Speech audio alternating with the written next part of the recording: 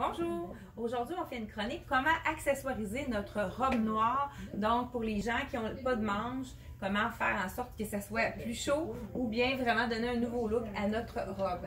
Première chose, ajouter un boléro. Frank Lyman offre plusieurs choix de boléro, donc celui-ci c'est vraiment une petite manche qui vient comme couvrir les bras. Fait que à l'arrière c'est vraiment juste au, ça cache pas du tout le modèle de la robe. Donc comme premier choix, on a le boléro aussi un petit peu plus long qui peut servir aussi de veston mais qui est vraiment très beau avec une robe. Je vous l'essaye également. Celui-ci, c'est la robe que je porte, c'est de la collection Frank Lyman. Donc, c'est le même tissu. Et puis, c'est un petit drapé très beau. C'est sûr que c'est plus beau quand on retrousse les manches ou qu'on les tourne. Vous voyez, il y a vraiment une belle coupe à l'arrière. Ça fait bien à toutes les silhouettes. Puis après ça, on peut le mettre avec un jeans ou un pantalon pour vraiment s'en servir à toutes les sauces. C'est vraiment un essentiel qui peut remplacer le veston pour ceux qui trouvent que le veston c'est un petit peu trop strict. Celui-ci, étant donné que c'est un boléro, c'est un petit peu plus facile à porter. Donc, et on a également un boléro de la collection Dolcezza avec des petites paillettes, donc ça fait très chic. C'est en tricot, donc c'est vraiment un boléro qui est plus chaud, plus confortable. Je vais vous montrer de plus près ici. Donc, on a les petites paillettes. Donc, c'est vraiment un tricot. Puis, les boléros, la définition d'un boléro, c'est pas de fermeture ou de bouton. Donc, boléro, c'est que ça tombe ouvert. Et on y va, les gens qui ne veulent pas investir dans un boléro parce qu'ils ne pensent pas le reporter ou qui aiment moins le look du boléro, j'ai deux trucs à montrer pour des looks différents. On va y aller avec le foulard. Donc, ça, on prend les foulards carrés. Donc, la première façon de le mettre, c'est vraiment d'y aller sur les épaules comme ceci. Et puis, de réchauffer de couvrir nos bras avec le foulard. Mais souvent, on ne sait pas trop comment il tombe. On a peur que ça ne soit pas élégant.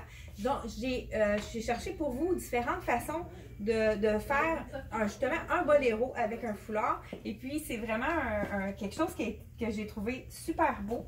Donc, vous prenez votre rectangle, vous le pliez en deux dans la centre de la longueur. J'ai eu la misère. Donc, vous le pliez en deux pour le raccourcir parce que sinon, on peut le faire de pleine longueur, mais c'est moins joli. Ça fait un look plus boléro vraiment quand on le plie tout le sens de la longueur comme ceci. Et puis, on le plie en deux. Après l'avoir plié dans le sens de la longueur, on le plie en deux comme ceci. Et puis, pour avoir la largeur de notre ouverture, excusez, c'est pour voir un peu là, l'échancrure, c'est à peu près comme ceci. On prend les deux, donc on fait des petites pointes avec les extrémités qu'on va attacher ensemble, comme ceci. Donc, on fait un petit nœud. Pour les gens qui ont vraiment de la difficulté avec ça, on pourrait aussi prendre un élastique transparent pour vraiment faire en sorte de... Là, j'essaie pour qu'il soit vraiment solide, j'y vais, je le serre plus fort. Et on fait seulement que l'enfiler sur notre robe. Je vais me regarder pour... Donc, on place notre boléro sur notre robe. Donc, le nœud ici sur le côté. Donc, ça nous fait vraiment un petit boléro court. Même si on a bijoux, ça peut paraître. Puis, on a l'ouverture sur le côté. Donc, ça nous fait vraiment un petit boléro, tout simplement court. Pour les gens qui veulent pas... cette robe-ci, elle n'a pas de détails à l'avant, mais si on a un beau décolleté ou si on a des broderies à l'avant de notre robe, on ne veut pas camoufler ça. Donc, deuxième façon de porter, de faire un boléro avec un foulard. Vous prenez encore, on va y aller avec un autre couleur pour faire différent. Donc, on prend notre foulard dans la longueur comme ceci. Et pour le barème, là, moi je me suis fiée à, on attrape notre bout de foulard avec notre main, puis on y va jusqu'à notre épaule. Donc, c'est à peu près la bonne ouverture qu'on a besoin. On prend le coin qu'on attache ici avec l'autre. Donc ici on a l'étiquette, j'espère que ça ne soit pas difficile de le mettre à cause de ça. Donc, on fait un petit nœud avec les deux extrémités.